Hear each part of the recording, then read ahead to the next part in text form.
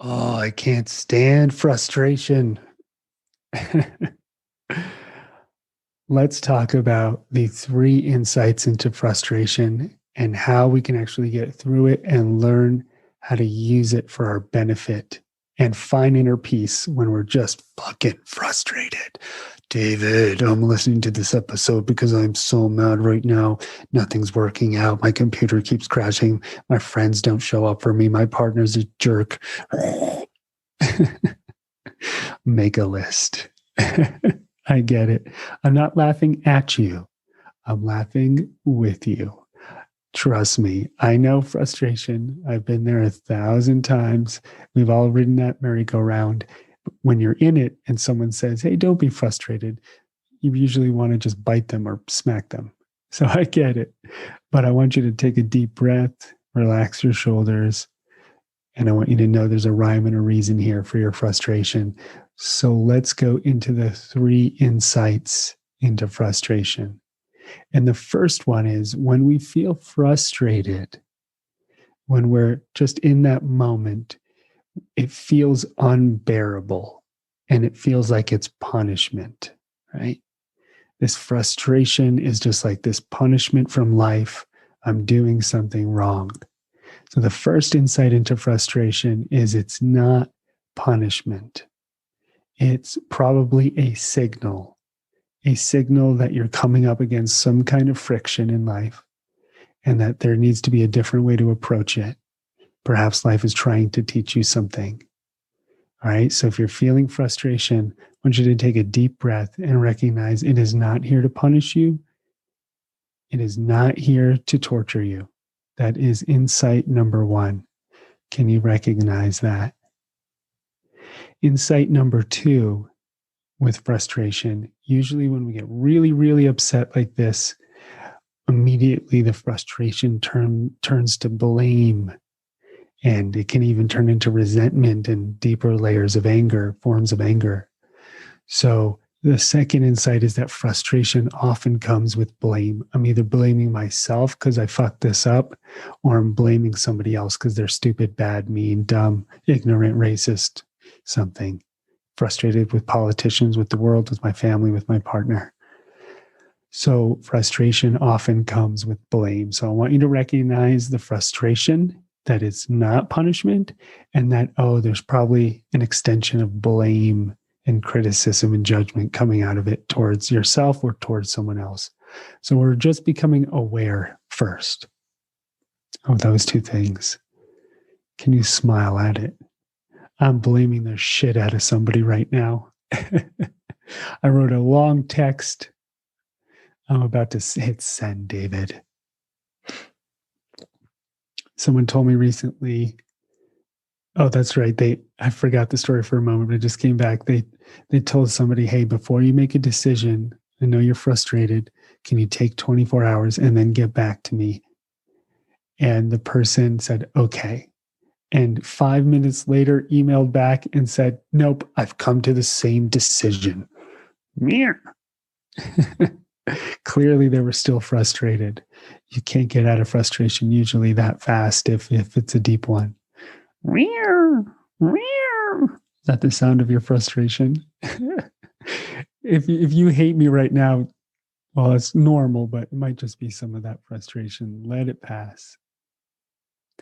And then the third insight into frustration is that it's truly, truly here to teach us. So no feeling, no sensation, no energy is meaningless.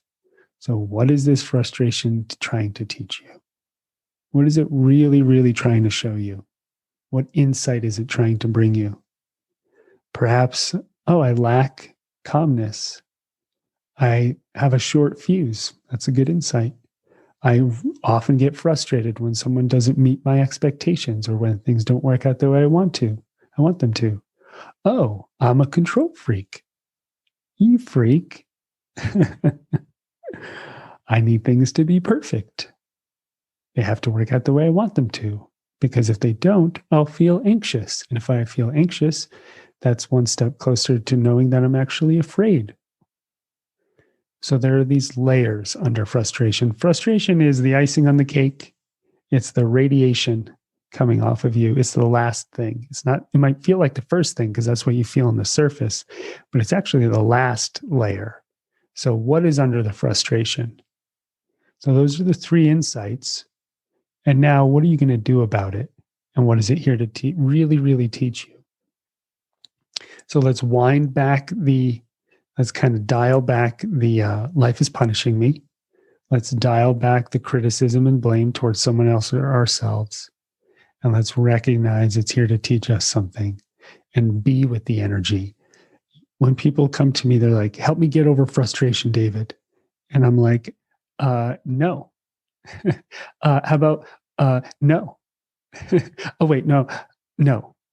I want you to be with the frustration. That's where the enlightenment is. It's in the frustration. It's not around it. It's through it. What is it teaching you? What is it here to teach you? So that incessant need to get around it, that is the frustration. Stay with it. See if you can start to love on it a little bit. And then what is it here to show you? Okay, I am a control freak. Fine. I want everything to be perfect. Why? Because when it's not, I feel like I'm not in control and I feel anxious. Okay. And where does the anxiety come from? I don't know. I've never gone that deep. Right. So take a moment. Where did the anxiety come from? Maybe my mother, my father, or the people around me. Maybe I'm absorbing everybody's expectations and trying to live up to them. Maybe I want people to like me or see me a certain way. Maybe I'm just deeply, deeply afraid of life not working out. Whew. If you get to that core, congratulations. Sit with being afraid that life is not going to work out. I can guarantee you life will not work out the way you think it's going to. Has it ever? No. Even if the events you think are going to happen, you never feel the way you think you were going to feel. So can you let life unfold the way it's going to unfold in this moment and have awareness and acceptance? That's the only real way to make any change. You don't want to make change out of frustration. And then see if you could shed some of those fear layers. See if you could shed some of that anxiety. And then you might be like, David, how do I shed it? Just by becoming aware of the energy.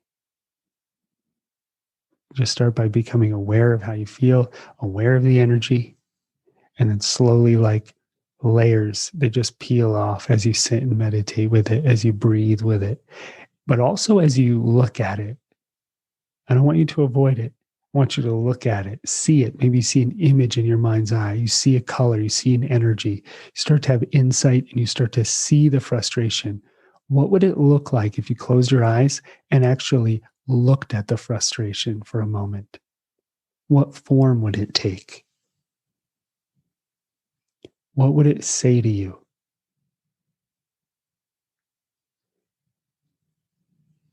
When you look at it, when you really have insight and look at something this way, that's when it starts to shift. And stop trying to understand it intellectually. You overthinking son of a... So good to have you listening to this podcast. Thanks for being here with me. Oh yeah, bonus technique for frustration. Have some amusement. Smile. It's okay. As you know, I like to say, only the end of the world is the end of the world. This is not the end of the world. It might just feel like it. And if it is the end of the world, well, I'll guess we'll have a martini in heaven or something. But besides that, this will pass and you'll move on to the next thing. But you want to do it with a sense of grace and inner peace and ease. Let the frustration teach you. It's not here to punish you. Dial back the blame. Recognize it's here to teach you something very, very deep about life and have some amusement. And enjoy the frustration while it lasts. Maybe you'll miss it when it's gone. I think there's a song like that. Thank you for being here with me, for listening. Come sit with me or lay down with me for the sleep meditations I do, the Grounded Sleep podcast if you want. And maybe I'll see you in meditation school where I teach live. Love you. Love all of you. Thank you for being here. Take care.